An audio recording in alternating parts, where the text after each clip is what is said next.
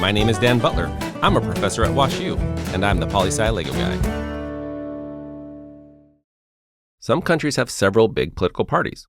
So why does the US only have 2 major political parties on the menu?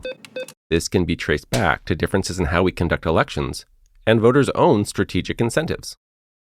In the US, we use a winner-take-all system with single-member districts. That means that each voter picks one person to represent their district in Congress, and the candidate with the most votes wins. That's very different from proportional representation, or PR, which is used in many other countries. In a PR system, voters choose a party, not a candidate.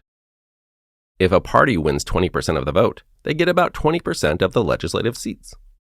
That gives smaller parties a better chance of getting a seat in the legislature. Imagine that in a galaxy far, far away, at a time long, long ago, they held a proportional representation election. There are 2 major parties, the Empire Party and the Rebel Party, plus some smaller ones, the Droid Party, the Mandalorian Party, and the Pirate Party.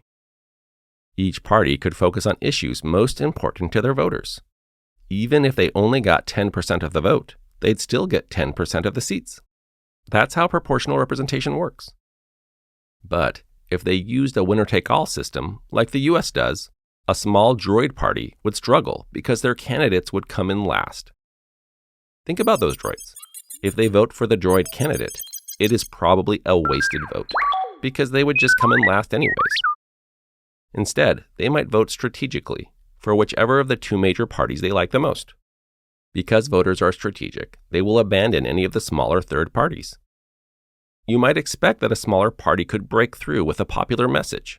However, if the message is effective, the big parties will adopt those positions to appeal to voters. So if hashtag rights for droids becomes trendy, the Empire or the Rebels will use that message to win voters over.